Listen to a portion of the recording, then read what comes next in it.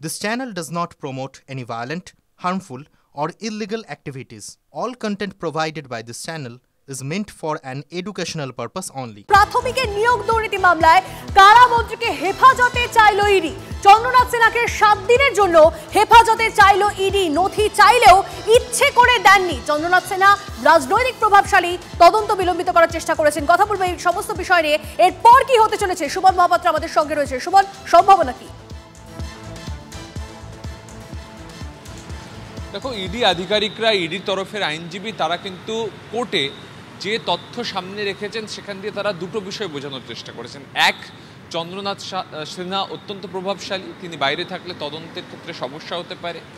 দুই, তার আয়ের সঙ্গে সম্পত্তির কোনো যোগ সাজশ নেই।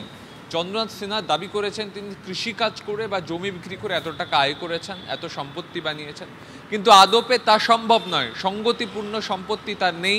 সেই জায়গা থেকে ইডি আধিকারিকরা সন্দেহ করছেন যে নিয়োগ দুর্নীতির কালো টাকা তা কিন্তু দুর্নীতির মাধ্যমেই সাদা করে পকেটে ঢুকিয়েছেন মন্ত্রী চন্দ্রনাথ সিনহা। এবং চন্দ্রনাথ সিনহার কাছে বারবার নথি তলব করা হলেও চন্দ্রনাথ সিনহা সেই নথি দেননি, কিন্তু চার্জশিট জমা পড়ার পর হঠাৎ করে সব নথি তিনি পাঠিয়ে দিলেন। প্রভাবশালী না হলে কারুর পক্ষে এটা করা সম্ভব নয়। এটাও কিন্তু ইডির তরফ থেকে একেবারে বিচারকের সামনে দাবি করা হয়েছে। অর্থাৎ চন্দ্রনাথ সিনহার সামনে ফের সেই একই প্রভাবশালী কাঁটা, প্রভাবশালী তত্ত্ব কেন্দ্রীয় তদন্তকারী সংস্থা তারা এস্টাবলিশ করতে চাইছে এবং তারা 7 দিনের হেফাজত চাইছে চন্দ্রনাথ সিনহাকে। তুমি জানো, এর আগে মন্ত্রী থাকা অবস্থায় 3 জন গ্রেপ্তার হয়েছেন কেন্দ্রীয় তদন্তকারী সংস্থা মারফত। প্রথম জন মদন মিত্র, তারপরে পার্থ চট্টোপাধ্যায়, একেবারে শেষ জ্যোতিপ্রিয় মল্লিক।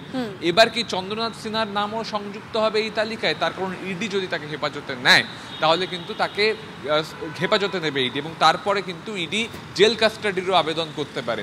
অর্থাৎ চন্দ্রনাথ সিনহার বিপদ যখন একদিকে বাড়ছে, তখন চন্দ্রনাথ সিনহার আইনজীবী অবশ্য দাবি করছেন যে নিয়োগ দুর্নীতির সঙ্গে তার যোগ সাজশ নেই। তবে তাপস মণ্ডল এই প্রাথমিকে নিয়োগ দুর্নীতি মামলায় আগেই যাকে ইডি গ্রেপ্তার করেছে তার বয়ানে চন্দ্রনাথ সিনহার নাম রয়েছে। তার দাবি যে প্রার্থী পিছু 8 থেকে 10 লক্ষ টাকা চন্দ্রনাথ সিনহার কাছে গেছে এবং তার জন্যই তাকে হেফাজতে নেওয়া প্রয়োজন, এমনটাই দাবি করেছে ইডি। নজর রাখো সুমন, ধন্যবাদ। নিয়োগ দুর্নীতির কালো টাকা নির্মাণ ব্যবসায় ইডির নজরে চন্দ্রনাথ সিনহার স্ত্রীর সংস্থা। স্ত্রীর নামে নির্মাণ ব্যবসা খুলে নিজেই নিয়ন্ত্রণ করতেন মন্ত্রী। নির্মাণ ব্যবসার নামে সন্দেহজনক লেনদেনের অভিযোগ উঠছে। বিকে কনস্ট্রাকশন নামে একটি সংস্থার যৌথ মালিকানা মন্ত্রীর স্ত্রীর। সংস্থার কোনো ব্যাংক অ্যাকাউন্ট নেই বলে দাবি অপর মালিকের। সংস্থার নামে 5 ডেসিমেল জমি 7 লক্ষ টাকায় কেনা হয়েছে বলে হিসেব দেখানো হয়েছে। আবার সেই 7 লক্ষ টাকা বিকে কনস্ট্রাকশনে বিনিয়োগ বলে হিসেবে দেখাচ্ছেন মন্ত্রীর স্ত্রী।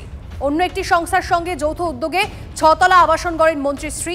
সেই আবাসন বিক্রি করে 2,72 লক্ষ টাকা লাভ করেছেন মন্ত্রীর স্ত্রী। ইলামবাজারে 8,000 বর্গফুটের জায়গা মলের জন্য ভাড়া দিয়েছেন মন্ত্রীর স্ত্রী।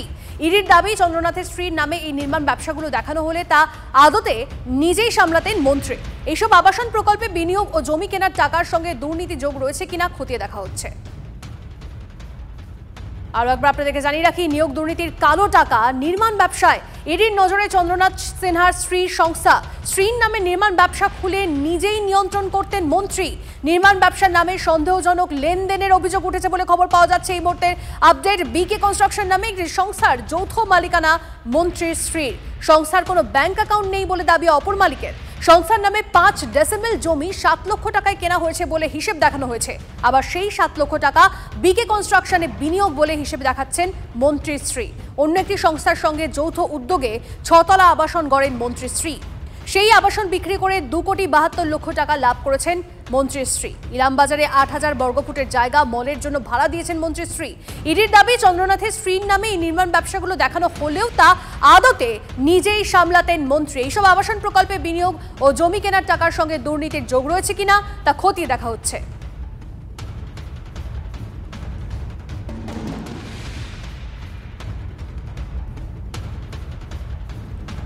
আর একবার আপনাদেরকে জানিয়ে রাখি যে আপডেট এই মুহূর্তে আসছে, স্ত্রীর নামে আদতে নিজেই সেই সমস্ত মালিকানা সামলাতেন চন্দ্রনাথ সিনহা। নিয়োগ দুর্নীতির কালো টাকা কি নির্মাণ ব্যবসায়? ইডির নজরে চন্দ্রনাথ সিনহার স্ত্রীর সংস্থা। স্ত্রীর নামে নির্মাণ ব্যবসা খুলে নিজেই নিয়ন্ত্রণ করতেন মন্ত্রী। নির্মাণ ব্যবসার নামে সন্দেহজনক লেনদেনের অভিযোগ উঠছে। এই মুহূর্তে বিজেপি নেতা জগন্নাথ চট্টোপাধ্যায় আমাদের সঙ্গে রয়েছেন। জগন্নাথ বাবু, এই মুহূর্তে একটা আপডেট আসছে যে ইডির নজরে চন্দ্রনাথ সিনহার স্ত্রীর সংস্থা, কারণ স্ত্রীর নামে নির্মাণ ব্যবসা খুলে নিজেই নিয়ন্ত্রণ করতেন মন্ত্রী, এমনটাই এখন অবধি জানতে পারা যাচ্ছে।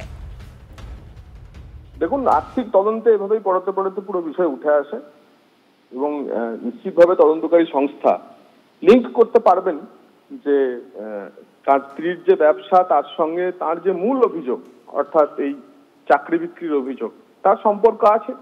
যদি সম্পর্ক থাকে সেটা প্রমাণিত হয় তখন আইনি প্রক্রিয়ায় যা হবে, কারণ তার বিরুদ্ধে তো এখন চার্জশিট দিয়ে দেওয়া হয়েছে, তার ফলে বিচার প্রক্রিয়ার মধ্যে যা হওয়ার তাই হবে। বেশ, অনেক ধন্যবাদ আপনাকে। বিকে কনস্ট্রাকশন নামে একটি সংস্থার যৌথ মালিকানা মন্ত্রীর স্ত্রী, সংস্থার কোনো ব্যাংক অ্যাকাউন্ট নেই বলে দাবি অপর মালিকের। সংস্থার নামে 5 ডেসিমেল জমি 7 লক্ষ টাকায় কেনা হয়েছে বলে হিসেব দেখানো হয়েছে, আবার সেই 7 লক্ষ টাকা বিকে কনস্ট্রাকশনে বিনিয়োগ বলে হিসেবে দেখাচ্ছেন মন্ত্রীর স্ত্রী। তৃণমূল মুখপাত্র অরূপ চক্রবর্তী এই মুহূর্তে আমাদের সঙ্গে রয়েছেন। অরূপবাবু, এবার ইডির নজরে চন্দ্রনাথ সিনহার স্ত্রীর সংস্থা, কারণ বলা হচ্ছে স্ত্রীর নামে নির্মাণ ব্যবসা খুলে নিজেই নিয়ন্ত্রণ করতেন মন্ত্রী। সবই তো ঠিক আছে, কিন্তু ভোট আসলে এইগুলো হয় কেন?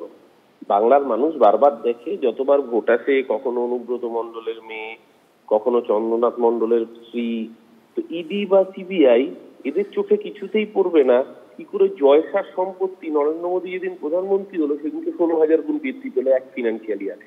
ইডির নজর কিছুতেই পড়বে না কি করে পেট্রোলে ইথানল মিশিয়ে বিক্রি করার বরাত পেয়ে নীতিন গডকরির ছেলে একটা কোয়ার্টারে কি করে 511 কোটি টাকার প্রফিট করে ফেললো। এই যে আপনি চন্দ্রনাথ সিনহার স্ত্রীর কথা বলছেন, আমি জানি না, যদি দুর্নীতি হয়ে থাকে নিশ্চয়ই অভিযোগ আছে, তদন্ত হোক, যদি অন্যায় করে থাকে তার আইনের ব্যবস্থা হবে, কিন্তু ইডি সিবিআই তাদের চোখে ফুলি বাঁধা থাকে। যখন শুভেন্দু অধিকারীর বিরুদ্ধে মামলার তদন্ত থমকে যায়, ইডি সিবিআই চোখে ফুলি বাঁধা থাকে যখন বিজেপির নেতাদের বিরুদ্ধে ফুরি ফুরি অভিযোগ ওঠে। গোটা দেশটাকে তো বিক্রি করে দিয়েছে। আসলে এখন হয়েছে ডাকাত এসে বলছে অন্যকে যে তুমি নাকি চুরি করেছো। এই যে হাস্যকর অপযুক্তি, নির্বাচন আসলে এই সস্তার নাটক, বাংলা কেন গোটা দেশের মানুষ এখন চিৎকার করছে। ইডি সিবিআই বিজেপির চাকর বাকরে পরিণত হয়েছে। যদি মুরত থাকে ফাইনাল চার্জশিট কেন একটা মামলা তো দিতে পারে। আজকে তো এই প্রশ্ন সবার আগে ইডি আর সিবিআইকে আমরা বলছিলাম, সুপ্রিম কোর্টের বিচারপতি পর্যন্ত ভর্ৎসনা করছেন এই কারণে। এইসব রাজনীতির নাটক ভোট আসলে হবে। যদি কেউ অন্যায় করে থাকে তার বিরুদ্ধে ডিপার্টমেন্টাল অ্যাকশন হোক, তার বিরুদ্ধে আইন আছে, আদালত আছে, এক্ষেত্রে বলবার কিছু নেই। বেশ, অনেক ধন্যবাদ আমাদের সঙ্গে কথা বলার জন্য। কথা বলছিলাম অরূপ চক্রবর্তীর সঙ্গে।